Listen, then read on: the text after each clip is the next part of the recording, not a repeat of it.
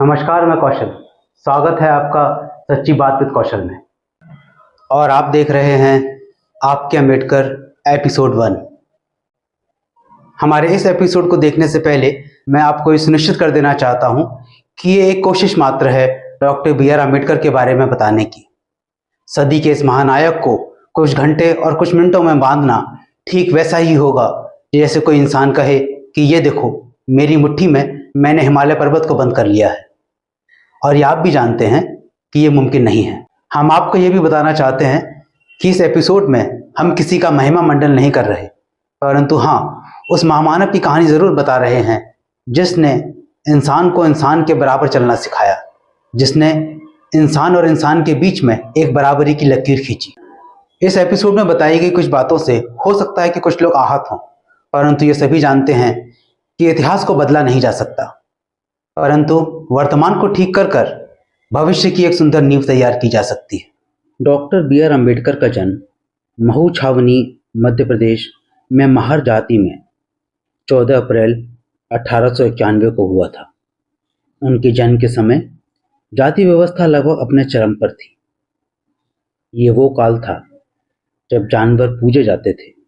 पानी को शुद्ध करने के लिए गंगा जल, गाय का गोबर और गोमूत्र का प्रयोग किया जाता था, परंतु अस्पृश्यों या कहें कि शूद्रों को देखने और सुनने मात्र से ब्राह्मण, क्षत्रिय और वैश्य अपवित्र हो जाते थे।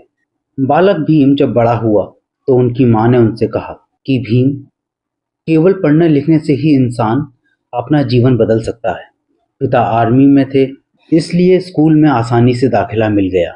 बालक भीम अपने अन्य सहकक्षियों के साथ कक्षा के अंदर नहीं बैठ सकता था और प्यास लगने पर घड़े से पानी भी खुद लेकर नहीं पी सकता था। जिस बालक को पता हो कल भी मेरे साथ कुछ बदलने वाला नहीं है, सोचिए उस बालक का मनोबल कैसा रहा होगा। बालक भीम के पास पढ़ने के अलावा और कोई विकल्प नहीं था। अपनी स्कूली शिक्षा पूरी करने के बाद बालक भीम बने भीमराव रामजी अम्बेडकर। अपनी स्कूली शिक्षा पूरी करने के बाद उन्होंने यूनिवर्सिटी में दाखिला लिया और कई विषयों में डिग्री प्राप्त करी। कुल मिलाकर बाबा साहब के पास 32 डिग्रियां थी, जिसमें से कुछ डिग्रियां भारत से और बाकी सारी डिग्रियां विदेश से थी। डॉक्टर बी आर अम्बेडकर एक समाजशास्त्री, एक अर्थशास्त्री, एक कानूनविद, एक विज्ञानी और न जाने क्या क्या थे। डॉक्टर बी आर अम्बेडकर केवल एक विषय के मास्टर नहीं थे। ये कहना बिल्कुल भी गलत नहीं होगा कि शायद दुनिया के सभी विषय उनमें समाये थे। डॉक्टर बी आर अम्बेडकर की कभी पढ़ाई पूरी ही नहीं हुई, या कहें कि उन्होंने पढ़ाई पूरी ही नहीं होने दी। डॉक्टर बी आर अम्बेडकर एक ऐसा व्यक्तित्व थे जिनसे ज्ञान भी शरण लेता था। डॉक्टर बी आर अम्बेडकर को पढ़ने का बहुत शौक था। उनके महापरिनिर्वाण के बाद भी उनके पुस्तकालय में 35,000 से ज़्यादा किताबें मौजूद थी। डॉक्टर अम्बेडकर जब संविधान सभा के अध्यक्ष बने तो उन्होंने संविधान में ज़रा सा भी प्रतिशोध नहीं झलकने दिया। उनको भली भांति मालूम था कि नफरत से मोहब्बत नहीं जीती जा सकती, इसलिए उन्होंने संविधान की नींव स्वतंत्रता, समता, बंधुता और न्याय पर रखी। डॉक्टर बी आर अम्बेडकर ने हमको जीना नहीं सिखाया, बल्कि नया सम्मानित जीवन दिया। डॉक्टर बी आर अम्बेडकर को हम बाबा साहब के नाम से भी जानते हैं। बाबा का अर्थ होता है दादा, या फिर परिवार का वो सदस्य जो काफ़ी वृद्ध हो और अनुभवी हो। डॉक्टर बी आर अम्बेडकर अपनी लघु आयु में ही बहुत अनुभवी और समझदार इंसान थे, इसलिए उनके एक अनुयायी ने, जिनका नाम सी बी खैरमोड़े था, उन्होंने सन 1927 में डॉक्टर बी आर अम्बेडकर को बाबा साहब कहकर संबोधित किया। तब से लोग उन्हें इसी नाम से जानने लगे। बाबा साहब एक युग पुरुष हैं, परंतु उनको यदि हम एक जाति या विशेष वर्ग से जोड़ें तो ये उनके साथ और उनके ज्ञान के साथ उनकी तौहीन हो। उनका जीवन मात्र जन कल्याण के लिए ही था। जो लोग ऐसा मानते हैं कि डॉक्टर बी आर अम्बेडकर ने केवल एक जाति विशेष के लिए काम किया, इसका मतलब वो बाबा साहब के बारे में पूर्ण ज्ञान नहीं रखते, या उनका ज्ञान शायद व्हाट्सएप यूनिवर्सिटी से प्रभावित है।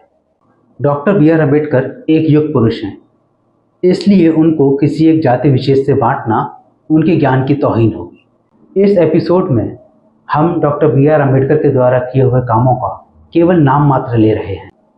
आगे आने वाले एपिसोडों में हम आपको विस्तृत रूप से जानकारी देंगे कि कौन कौन से कार्य बाबा साहब ने किए, उनका सामाजिक योगदान कैसा रहा। नव भारत के निर्माण के लिए बाबा साहब ने जो कार्य किए, यदि हम उनको सूचीबद्ध करने बैठ जाएं तो शायद कई दिन, हफ्ते या महीने भी लग जाएं। आइए जानते हैं बाबा साहब के उन कामों को जिन्होंने उनके लिए जनहित और देशहित के लिए किया, जिसका संबंध भारत के नवनिर्माण से है। स्वतंत्रता के बाद भी महिलाओं और अस्पृश्यों को, या कहें कि तथाकथित दलितों को मतदान का अधिकार नहीं था, परंतु बाबा साहब ने महिलाओं और दलितों को मतदान का अधिकार दिलाया। बाबा साहब ने महिलाओं के लिए तलाक का अधिकार और माँ बाप की जमीन जायदाद में हिस्सेदारी का अधिकार भी दिलाया। वे मजदूरों के लिए कानून भी लेकर आए। पहले मजदूर जो 12 से 16 घंटे तक काम किया करते थे, उसके लिए घटाकर उन्होंने 8 घंटे करवाया। महिलाओं के लिए मातृत्व अवकाश की व्यवस्था भी डॉक्टर बी.आर. अम्बेडकर ने की। यही नहीं, मातृत्व अवकाश के दौरान महिलाओं को पूर्ण वेतन मिले, ये भी उन्होंने सुनिश्चित किया। जो महिलाएं प्राइवेट कंपनियों में काम करती थी, उनके लिए छुट्टी की व्यवस्था भी डॉक्टर बी.आर. अम्बेडकर ने की। सरकारी नौकरियों में SC यानी शेड्यूल कास्ट, ST यानी शेड्यूल ट्राइब, OBC यानी अदर बैकवर्ड क्लासेस को रिजर्वेशन देकर उन्होंने उनका प्रतिनिधित्व भी तय किया। आपका पैसा आपकी बैंक आपसे लेकर ना चली जाए, इसलिए उन्होंने RBI की स्थापना करवाई। RBI की स्थापना सन 1935 में हुई थी। जातिवाद और छुआछूत को कानूनी तौर पर खत्म कर सबको बराबरी का सम्मान दिलाया। सभी को अपना धर्म मानने और धर्म परिवर्तन का अधिकार भी डॉक्टर बी.आर. अम्बेडकर ने दिलवाया। सन 1927 में महार सत्याग्रह कर दलितों को भी पानी पीने का अधिकार दिलाया। इसी के साथ 1935 में येवला की गर्जना और 1930 में नासिक सत्याग्रह भी किया। सन 1940 में गरीब और पिछड़े हुए बच्चों के लिए छात्रावास और नाइट स्कूल की व्यवस्था भी डॉक्टर बी.आर. अम्बेडकर ने ही करवाई थी। साल 1945 में किसानों के लिए जल नीति और औद्योगिकरण की आर्थिक नीति भी डॉक्टर बी.आर. अम्बेडकर ने ही बनाई। यही नहीं, 1945 में हीराकुंड बांध, दामोदर घाटी बांध, सोन नदी घाटी परियोजना, राष्ट्रीय जल मार्ग, केंद्रीय जल नीति और विद्युत प्राधिकरण बनाने में उनका योगदान रहा। और न जाने कितने काम किए हैं इस महानायक ने। Doctor B R. अम्बेडकर अपने काम के प्रति इतने ज़्यादा समर्पित थे कि उन्होंने भारत के स्वतंत्र होने से पहले ही बहुत सारी परियोजनाओं की रूपरेखा तैयार कर ली थी। ऐसे सदी के महानायक और युग पुरुष ने सन 1956 6 दिसंबर को इस संसार को अलविदा कह दिया। इस वीडियो के अंत में एक सवाल आपसे, क्या अब भी आप ये मानते हैं कि डॉक्टर बी.आर. अम्बेडकर ने केवल एक जाति या संप्रदाय के लिए कार्य किया? हमें आपके कमेंट्स का इंतज़ार रहेगा।